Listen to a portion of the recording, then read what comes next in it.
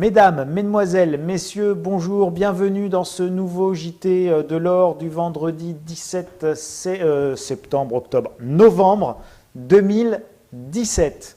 Je suis très heureux de vous retrouver. Aujourd'hui, je voulais vous parler du cours de l'or, mais du cours de l'or qui nous permet d'acheter concrètement des pièces. Donc sur quel cours se baser, quel est le prix de l'or, comment se forme le prix de l'or et où trouver le prix et le cours de l'or officiel pour acheter vos pièces et lingots. Avant, je voulais que l'on fasse un petit détour sur une information qui me semble importante, qui est l'un des derniers communiqués de presse de la BCE, la Banque Centrale Européenne. On va passer, voilà, le communiqué de presse en question, qui est écrit en anglais, qui est de la European Central Bank, donc c'est bien la Banque Centrale Européenne, la BCE, vous n'avez pas plus officiel que ça. Je vous avais fait un petit montage, en fait j'ai repris une des images que j'avais réalisées pour un article du site Insolentiae, et donc on parle actuellement beaucoup de croissance économique, de retour de la croissance. La croissance en France va être de 1,7%. Je ne sais pas si vous vous rendez compte, c'est absolument waouh, c'est majeur, c'est extraordinaire.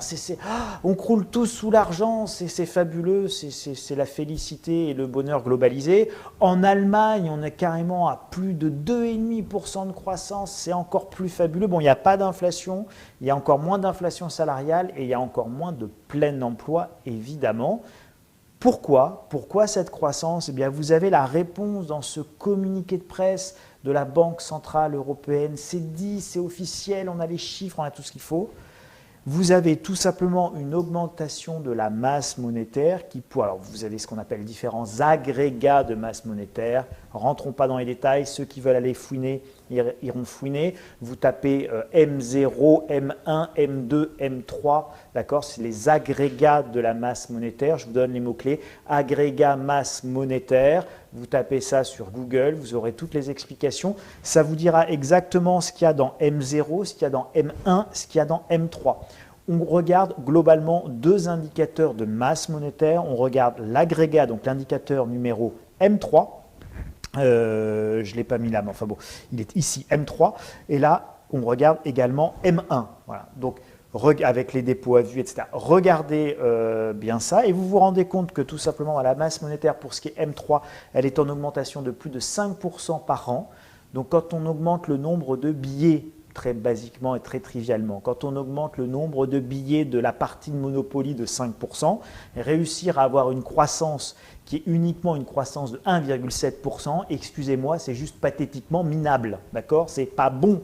Vous ne pouvez pas, si vous injectez 5 billets et qu'en réalité, au bout du compte, votre croissance économique, elle est de 2 billets, et je vous assure, mathématiquement, ce n'est pas bon du tout et ça veut dire que vous êtes en récession théorique en réalité de 3 billets. Avec 5 billets, vous avez réussi seulement à générer 2 billets de croissance. Donc, ce n'est pas très très bon en réalité. Et puis alors, c'est encore pire si on prend effectivement l'évolution de la masse monétaire M1, puisque là sur M1, on est quasiment à 10% d'augmentation de la masse monétaire. Donc, je crée 10 nouveaux billets et je crée 1 de nouvelle croissance, enfin un set de nouvelle croissance, c'est-à-dire à peu près 2 billets de nouvelle croissance, alors que j'en ai injecté 10, et ben je suis en récession de 8 billets. Voilà la réalité de la croissance économique aujourd'hui en Europe. Et donc, si vous, monsieur et madame Michu, monsieur et madame Sandan, peu importe comment nous appellent nos mamamouchis de manière fort sympathique, nous, les gens d'en bas, eh bien, on ne ressent pas cette croissance. D'accord? On ne la ressent que de façon marginale. Moi, la seule croissance que je vois aujourd'hui de manière très concrète dans mon quotidien, c'est quoi? C'est des rayons dans le supermarché de beurre, des rayons de beurre qui sont vides. Ce que je vois, c'est une augmentation des prix sur certaines choses, et pas phénoménale d'ailleurs, mais il y a une augmentation de prix sur certaines choses. Je ne vois pas mon salaire exploser à la hausse, je ne vois pas mes amis ou mon entourage, ou les gens de ma famille qui sont complètement exclus de l'emploi, retrouver massivement du travail, parce que vraiment, il y aurait des annonces partout. Tout ça, moi, je ne le vois pas. Je ne le vois pas. Et pourquoi je ne le vois pas? Mais tout simplement parce que c'est ici. C'est parfaitement exprimé, vous le voyez bien. Il n'y a pas de véritable croissance. Alors, 1,7% de croissance, c'est mieux évidemment qu'une récession. Et puis les 2,8% en Allemagne, eh ben, c'est beaucoup mieux que d'avoir une récession. Donc évidemment, c'est bien, réjouissons-nous. Bon, mais une fois qu'on s'est réjoui, ça n'a pas changé grand-chose. Pourquoi? Parce que c'est une fausse croissance. En réalité, ce n'est pas de la croissance économique, c'est de la croissance de la masse monétaire. Et une croissance économique ou une croissance de la masse monétaire, c'est évidemment deux concepts économiques radicalement différents. Les deux peuvent fonctionner effectivement ensemble, les deux doivent même fonctionner ensemble, croissance économique égale croissance de la masse monétaire, c'est une évidence, mais évidemment il faut que tout ça se fasse de manière harmonieuse et avec des règles de fonctionnement économique qui soient des règles saines, ce qui n'est pas le cas évidemment aujourd'hui et dans le contexte économique de taux bas, de taux même négatifs, et d'injection de liquidités. Voilà une information importante donc, sur laquelle je voulais attirer votre attention. C'était un communiqué de presse de la fin octobre, du 26 octobre 2017, de la Banque Centrale Européenne qui commentait les chiffres des évolutions de la masse monétaire de septembre 2017 et c'était donc le dernier pointage que nous avions.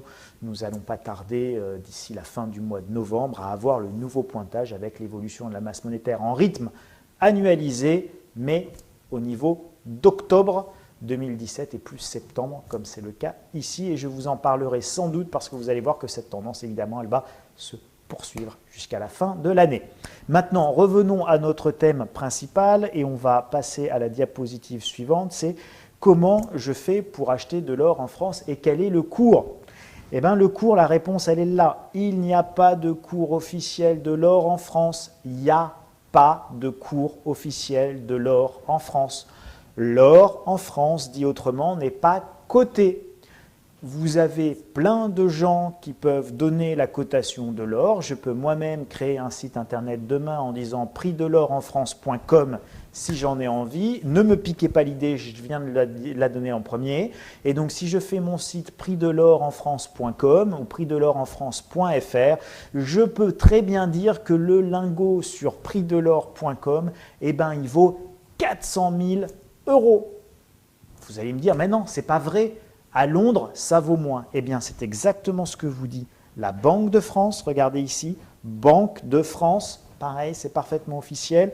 Si vous tapez cours de l'or Banque de France, vous allez arriver sur le site de la Banque de France et vous allez pouvoir lire « La Banque de France publiera désormais sur son site internet les cours de l'or contre dollars et contre euros tels que fournis par le fixing de 10h30 à Paris, de 10h30 heure de Paris, pas de Paris mais heure de Paris par le London Bullion Market Association LBMA ».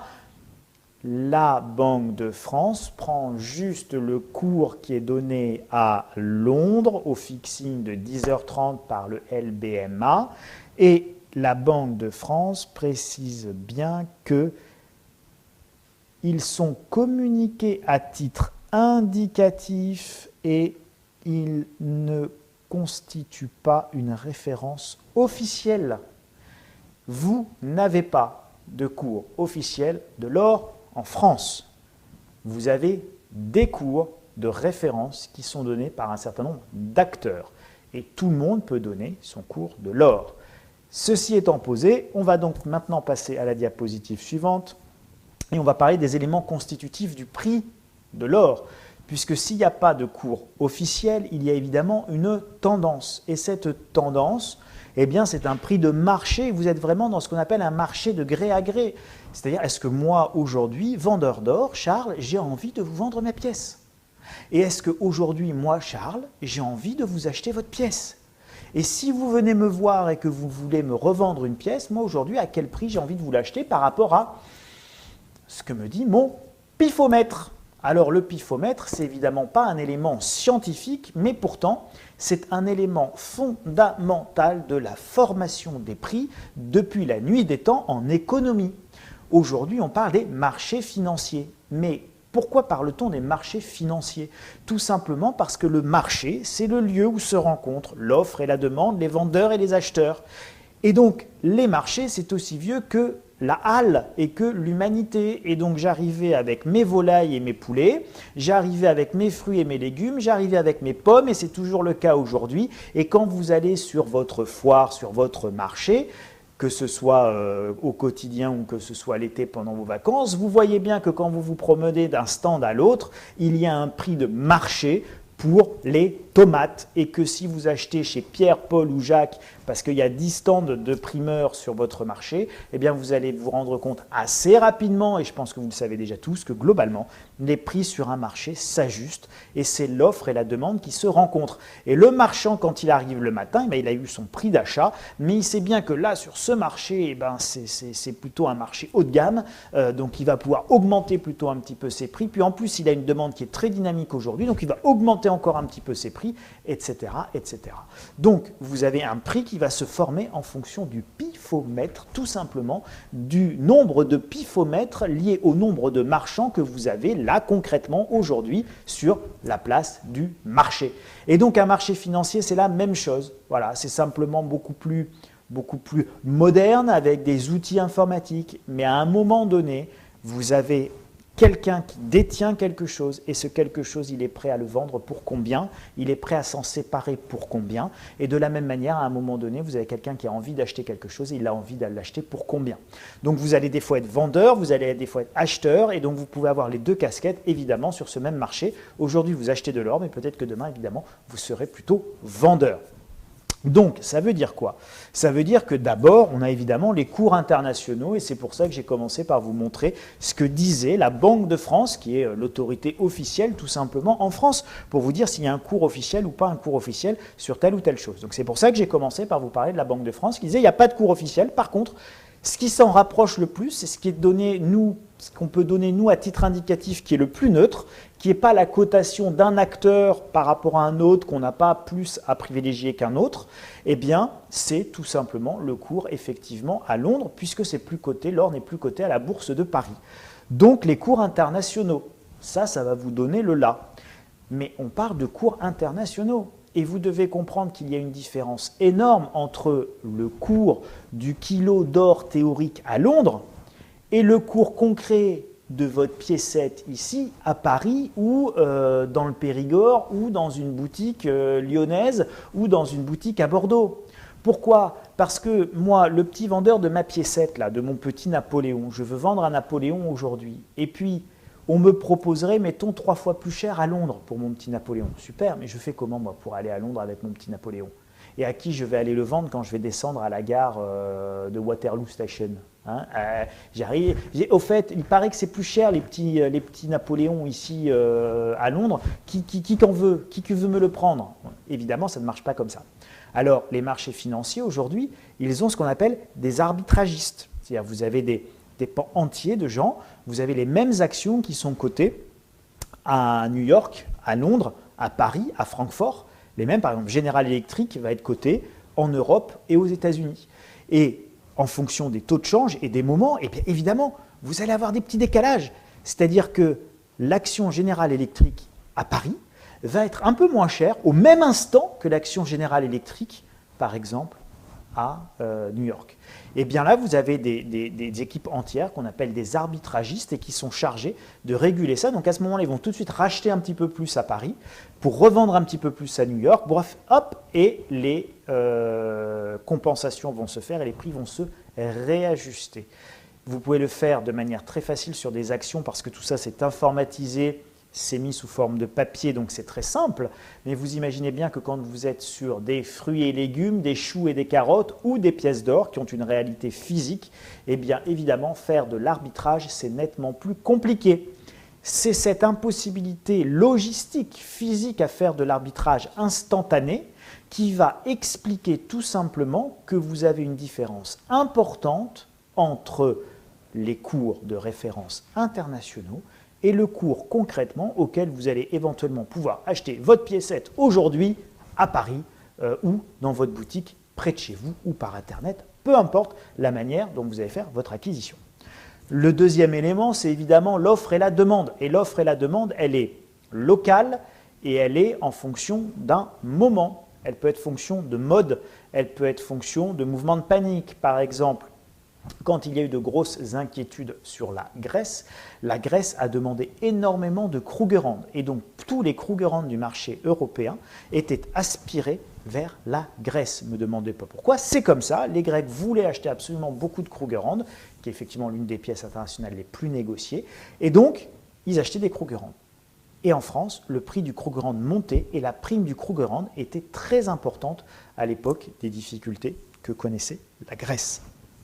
Alors, ça m'amène à la prime. La prime, c'est quoi la prime d'une pièce? Eh bien, c'est la différence entre, basiquement, le cours international de l'or à Londres, d'accord, du poids en or de cette pièce, c'est-à-dire que vous avez dedans 5 grammes, vous avez dans votre pièce 5 grammes d'or, le gramme, il vaut 40 € le gramme à Londres, donc votre pièce, elle a une valeur théorique de 40 € x 5 grammes, 200 €.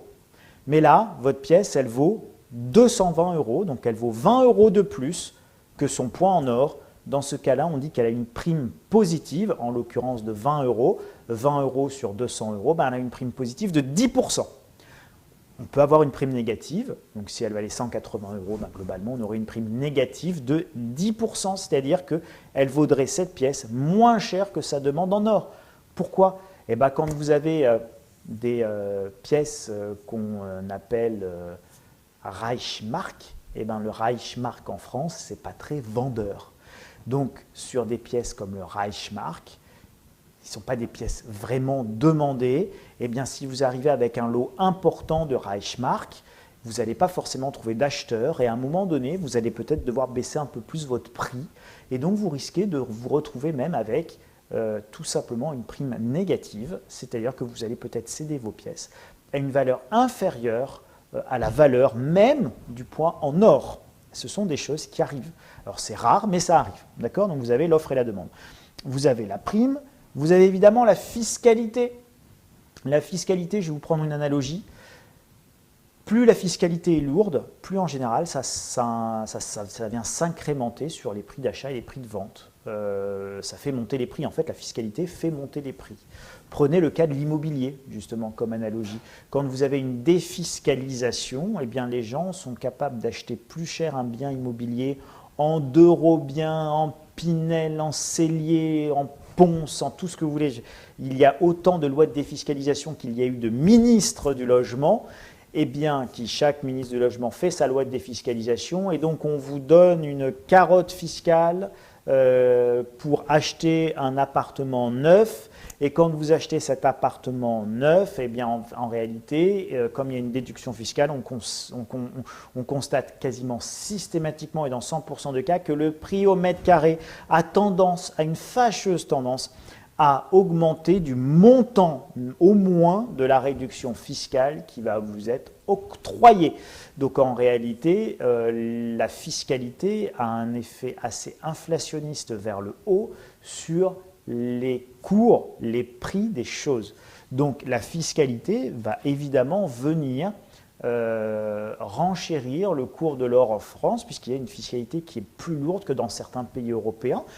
Et donc vous avez des pays européens, c'est quand on compare les prix entre les pays européens, eh bien les prix ne sont pas tout à fait les mêmes, voire même parfois il y a de très grandes différences. Mais encore une fois, vous êtes dans un marché physique et quand vous êtes à Bordeaux, s'il faut aller à Stuttgart pour trouver des Napoléons pas chers, eh bien ça va vous prendre du temps, ça va vous prendre de l'argent, il va falloir pouvoir faire votre transaction, la préparer, etc. Donc tout ça c'est évidemment long, c'est difficile.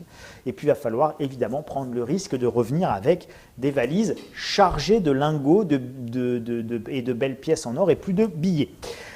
Vous avez évidemment également qui va influer la valeur de votre pièce ou de votre or, ce que j'appelle le rapport taille-poids-valeur. En gros, vous devez comprendre que sur un lingot d'1 kilo d'une valeur de 35 ou entre 35 et 37 000 € le kilo, vous n'avez pas beaucoup de gens qui aujourd'hui sont capables de venir et de mettre sur la table 40 000 €. D'accord? Et si demain la valeur de l'or double et qu'il faut mettre 80 000 € pour avoir 1 kilo d'or, eh bien le nombre de gens capables d'acheter 1 kilo d'or, il n'y en a pas beaucoup. Alors que mettre 220 € ou 230 € pour acheter un Napoléon, eh bien évidemment, même un smicard sans dents d'en bas qui n'a pas de sous, il peut, s'il économise vraiment et que si c'est son souhait, évidemment, plutôt que d'acheter un iPhone, acheter un Napoléon ou une pièce d'or. Ça, il peut le faire. Pourquoi cette analogie? Tout simplement pour vous dire qu'évidemment, le cœur de la demande, c'est pour les petits modules. plus votre module est petit, plus il y aura par définition de demande. Et plus il y aura de demandes, plus vous avez une prime possiblement élevée sur votre petit module. Plus vous allez prendre un gros module, plus vous aurez évidemment pas de mal, parce que le marché du lingot est extrêmement liquide, mais moins vous aurez de primes possibles sur des gros volumes. Et en réalité, si vous regardez cette notion de prime, la notion de prime, elle concerne bien les pièces, elle concerne beaucoup moins les lingots d'1 kilo et un petit peu les lingotins. Et enfin, évidemment, ce qu'on appelle le packaging, mais n'y voyez rien de péjoratif. Ce n'est pas le packaging dans le sens est-ce que c'est bien beau, machin, etc. C'est par rapport notamment à la fiscalité et pour pouvoir opter au moment de la revente pour une fiscalité, soit une taxe forfaitaire, soit une taxe sur les plus-values, ce qui va considérablement changer votre opération, eh bien, c'est savoir si vous avez un emballage individualisé ou pas individualisé. En clair, si je vous achetez 200 pièces et que vous les mettez dans un scellé unique, eh bien, le jour où vous voulez en revendre 2, eh bien, vous allez perdre l'avantage fiscal sur tout le reste. Donc ça, ce sont par exemple des choses qu'il faut évidemment maîtriser. On va passer à la diapositive suivante. Voilà, et là, je voulais vous montrer justement des scellés individualisés. Alors là, tiens, juste pour information, vous avez ici un iPhone. Donc bon, c'est l'unité de mesure, c'est l'iPhone. Et vous avez ici un lingot d'1 kilo. C'est juste pour vous dire qu'un iPhone, c'est beaucoup plus gros qu'un lingot d'1 kilo. Un lingot d'1 kilo, c'est tout petit. Donc voilà, c'était juste pour vous montrer ça et vous dire à quel point un lingot d'1 kilo, beaucoup d'entre vous n'en ont certainement jamais tenu dans les mains.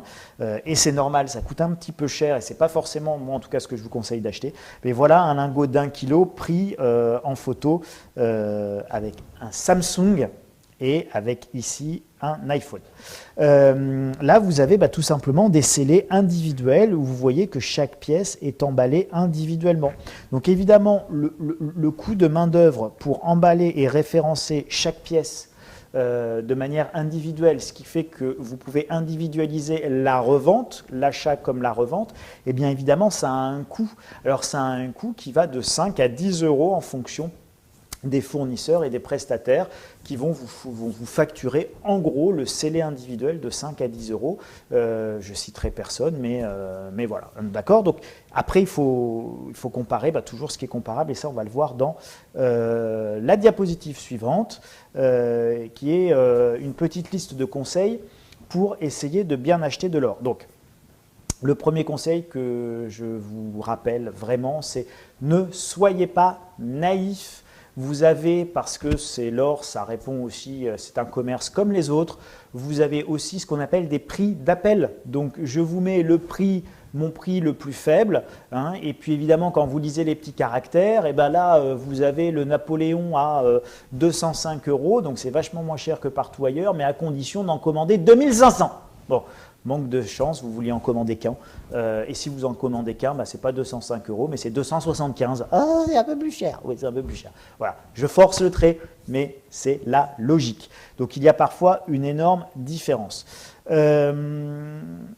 Avant d'appeler pour acheter, en fait, je vais continuer avec ce 6e point, mais que j'aurais peut-être dû mettre tout en haut, en réalité. Avant d'appeler un prestataire pour lui demander à combien vous me faites le Napoléon aujourd'hui, le Krugerrand, la Maple Leaf, peu importe, à combien vous me faites telle pièce aujourd'hui. En fait, ne l'appelez pas pour ça. Appelez-le pour savoir pour aujourd'hui, là, maintenant, là, tout de suite, à combien il vous reprendrait votre Napoléon. Et ça, c'est fichtrement intéressant parce que n'oubliez pas, et j'avais fait une vidéo là-dessus que vous pouvez retrouver sur la chaîne Insolentiae TV, il y avait un JT de l'or consacré à ça. Le moment le plus crucial dans l'achat d'or, ce n'est pas l'achat d'or, c'est la revente. Parce qu'en réalité, tout à l'heure, je vous disais également, tout dépend à combien aujourd'hui, ma petite dame, j'ai envie de vous reprendre votre piécette. Ça va être en fonction du sens du vent, de l'estimation que j'ai du marché, de la tendance, de la demande que je perçois, etc. etc. Donc tout ça, c'est assez pifométrique. Et c'est pas... si vous voulez, c'est un processus qui n'est pas transparent, c'est un processus qui, par définition, est totalement opaque et profondément injuste, d'accord? Et c'est pas vous rentrez et puis le truc, il est affiché, machin, etc. Non, il est affiché, mais le prix que je vais former, le prix que je vais afficher officiellement, même s'il est affiché, c'est moi qui le décide, d'accord? C'est moi, l'acheteur ou le vendeur, là, dans cette boutique, qui dit, bah ouais, je reprends à temps, ou je vends à temps ou je rachète à temps. Et si c'est pas tant, de toute façon, ça ne m'intéresse pas. Et donc ça s'appelle la fourchette. La différence entre l'achat et la vente, c'est la fourchette. Et c'est sur cette différence-là que vous allez perdre ou gagner de l'argent. Et si aujourd'hui, j'achète mon Napoléon 250 €, mais que le même jour, je le revends 245, j'ai 5 € de fourchette. Si vous passez par un autre vendeur qui vous le vend effectivement 225, mais qui vous le reprendrait 180, waouh! Vous avez vu la taille de la fourchette.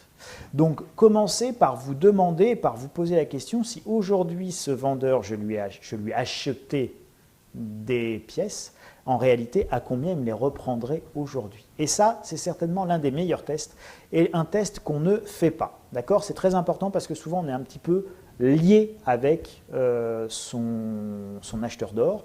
C'est-à-dire que généralement, on revend là où on a acheté. Je reprends, on revend là où on a acheté. Donc si là où vous avez acheté, vous revendez généralement mal, alors vous revendrez mal. Et ça ne sert à rien de bien acheter ou d'acheter convenablement ou avec une petite marge si vous revendez mal. Et bien souvent, là où on achète très bien, où on croit très bien acheter, on revend en général extrêmement mal. Donc faites ces petits tests, vous verrez, c'est très instructif. Évidemment, diversifiez vos prestataires. Quand on dit diversifier vos prestataires, je pense notamment pour ceux qui font de la conservation en coffre, chez des tiers, vous devez bien comprendre que le fait, si vous choisissez Pierre plutôt que Paul ou Jacques, c'est que Pierre, il a des avantages. Et en général, vous choisissez comme avantage celui dont le prix perçu est le moins cher. D'accord? Parce qu'on est tous allergiques aux frais. Ça veut dire que si vous diversifiez, forcément, vous allez diversifier vers des... si vous aviez choisi Pierre, et vous aviez justement écarté Paul et Jacques parce qu'ils étaient plus chers. Et donc, si vous diversifiez, vous n'aurez pas le choix. Vous serez obligé de quitter Pierre, qui est un peu moins cher, pour Paul, qui est plus cher, et pour Jacques, qui est encore plus cher. Donc, diversifier, ça coûte cher. Mais diversifier, c'est la seule garantie que vous puissiez avoir pour votre patrimoine. Et souvent, les gens ne diversifient pas parce qu'ils sont radins, parce que diversifier, ça coûte cher. Et pourquoi aller payer plus cher quelque chose que je peux avoir moins cher? Eh bien, pour diversifier par 10. Parce que si tout est chez quelqu'un, et que parce que vous avez tout mis chez Pierre et pas chez Paul et un peu chez Jacques, et que Pierre manque de bol, il a décidé de se barrer avec la caisse, eh bien, vous n'avez plus que vos yeux pour pleurer. Oui, c'est la faute à Pierre. Pierre, il est parti avec mes sous. Oh là là, Pierre, il est méchant. Eh oui, mais il y avait Paul et Jacques aussi. Et Paul et Jacques, ils étaient peut-être plus chers, mais ils étaient peut-être plus honnêtes. Parce que, également, l'honnêteté, ça a un prix, ça a un coût. D'accord? Donc, posez-vous la question. Comment on gagne de l'argent? Comment on gagne de l'argent? Il faut que les sociétés puissent gagner de l'argent. Une société qui ne gagne pas d'argent, c'est une société qui va faire faillite. Et une société qui va faire faillite, on ne lui confie pas son argent. D'accord? Posez-vous toujours la question, quel argent je gagne? Il y a une grande société nord-américaine qui fait des tarifs à ras des pâquerettes, qui a une carte également pour faire de l'or plastique, etc., etc. Cette société, que je nommerai pas, si vous allez regarder ses comptes et son bilan, c'est une entreprise qui perd de l'argent tous les ans, comme Altis. D'accord? Et il y a quelqu'un qui derrière remet au pot tous les ans pour que cette société puisse continuer à tourner. Et tous les ans, chaque année, chaque bilan que Dieu fait est négatif. Et les gens disent « Oh, bon, ils sont quand même vachement moins chers. » Vas-y, je te regarde. D'accord? Allez-y, mettez vos sous là-bas. Puis je vais me coller l'oreille au mur et puis je vais attendre que vous rentriez dedans et puis que vous fassiez « Aïe, j'ai mal !» Oh, ils sont méchants quand même, ils sont partis avec mes sous, je ne comprends pas. Alors, je ne sais pas s'ils partiront avec vos sous, pas avec vos sous, je m'en fiche. Ce que je sais, c'est qu'on diversifie et qu'évidemment, quand on regarde les comptes d'une banque, d'une entreprise à qui on va confier son argent et que cette entreprise perd de l'argent, c'est évidemment pas bon signe. Donc on vérifie les comptes et on diversifie. N'oubliez pas, une société qui conserve votre or, c'est toujours un risque en plus. D'accord? Et vous n'avez pas de bonne solution. Vous devez choisir en gros par qui vous allez vous faire voler. Mais c'est comme ça qu'il faut poser le débat. Hein. Par qui je vais me faire voler? Est-ce que je me fais voler par le cambrioleur qui va rentrer chez moi, qui va me saucissonner, me prendre en otage, trucider ma femme et mes enfants et partir avec mon magot? Hypothèse 1. Hypothèse 2, est-ce que c'est Pierre, parce que Pierre, Paul, Jacques, et que je n'ai pas voulu justement diversifier, et donc je suis tombé sur le mauvais, je n'ai pas pris le bon parce que j'ai voulu prendre le moins cher, et Pierre, manque de bol, il est honnête, il a la clé du coffre, et hop, il s'est barré avec, et là, je me suis fait voler aussi. Ou alors, est-ce que je mets tout à la banque, et le jour où la banque fait faillite, eh ben, il ferme le rideau, terminé, et je ne peux plus accéder à mon or. Ah, vous n'avez pas de bon choix là-dedans. D'accord? Il n'y a aucun bon choix. Vous n'avez aucune bonne solution. Quand on n'a aucune bonne solution, eh bien, qu'est-ce qu'on fait? On diversifie. D'accord? En disant, ben, si j'en mets chez Pierre, si j'en mets chez Paul et si j'en mets chez Jacques, ben, avec un peu de chance, il y a peut-être Pierre qui ne sera pas gentil, mais bon, peut-être que Paul et Jacques, eux, ce seront des gens bien. Et peut-être que Paul et Jacques, eux, eh ben, ils ne partiront pas avec mes sous. Voilà. Donc vraiment, j'insiste sur cette notion de diversification, surtout quand vous confiez à des tiers. Et puis, il y a des systèmes différents. Donc on regarde les systèmes, comment ça marche. On se pose des questions, on réfléchit, on interroge, on discute. D'accord? C'est très important. Ensuite, évidemment, quels sont vos besoins, vos stratégies, vos scénarios? Si vous me dites, moi, j'habite à côté de la frontière suisse, de toute façon, s'il y a le moindre problème, j'ai la double nationalité, je passe de l'autre côté, ça me prend 5 minutes, et ben, vos besoins, ils ne sont pas du tout les mêmes que quelqu'un qui, lui, habite à côté de la frontière franco-espagnole ou de quelqu'un qui habite en pleine région parisienne, en plein cœur de l'Île-de-France, et qui, s'il y a le moindre problème, a priori, sera même coincé par les bouchons et ne pourra même pas sortir. Bon. Donc, si vous voulez, tout dépend ce que vous anticipez, un effondrement total et un scénario à la Mad Max où tout le monde s'entretue. Bon, dans ce cas-là, stocker la vieille pétoire du PP avec des cartouches et puis surtout des boîtes de conserve pour manger. Hein, ça, c'est si vous anticipez un scénario à la Mad Max et à la fin du monde. Et puis, si vous êtes sur des choses qui sont plus, je ne vais pas dire plus raisonnables, mais enfin qui sont par exemple une grosse crise financière, bon, si vous anticipez une grosse crise financière avec des gros problèmes bancaires, vous n'aurez peut-être pas envie d'avoir votre or stocké effectivement dans une banque. Si votre scénario c'est plutôt l'effondrement de l'Union européenne et surtout de l'euro comme monnaie unique, vous vous direz j'ai peut-être envie d'avoir de l'or stocké en Suisse ou stocké au Royaume-Uni ou stocké à Hong Kong hors zone euro et hors Union européenne. Bref. Il y a autant de scénarios que de gens sur Terre, ou presque. À quoi vous vous préparez? Pourquoi vous voulez, contre quoi vous souhaitez vous prémunir? Quelle est votre stratégie d'achat d'or? Pourquoi vous voulez acheter de l'or? Et à partir de là, évidemment, ça aussi, ça va influer considérablement sur la manière dont vous allez acheter votre or, là où vous allez l'acheter, là où vous allez éventuellement le stocker ou le confier, la manière dont vous allez le répartir et donc forcément le coût que ça va avoir. Voilà, donc c'est un petit peu tout ça qu'il faut avoir en tête quand on veut acheter de l'or. C'est tout ça qui influe évidemment sur le prix de l'or. N'oubliez pas, encore une fois, l'or, c'est avec soi, pas chez les autres. À partir du moment où vous l'avez chez les autres, vous êtes en situation de risque de confiance vis-à-vis d'un tiers. Donc si vous avez confiance dans ce tiers, très bien, bravo, c'est libre à vous. Et si vous n'avez pas confiance dans ce tiers, il n'y a pas 36 solutions. C'est le trou au pied du grand chêne, 10 pas à droite au moment du soleil couchant lors du solstice d'hiver pour trouver le magot. Et le tout écrit sur une carte mise dans un coffre dont la clé a été jetée au fond du puits. Sur ces belles paroles, je vous dirais juste prenez soin de vous, prenez soin de votre argent, soyez prudents, ne soyez jamais naïfs, creusez toujours les choses. Quand il y a un doute, il n'y a pas de doute, et s'il y a un doute, abstenez-vous. Je vous souhaite une excellente semaine et je vous dis à très bientôt.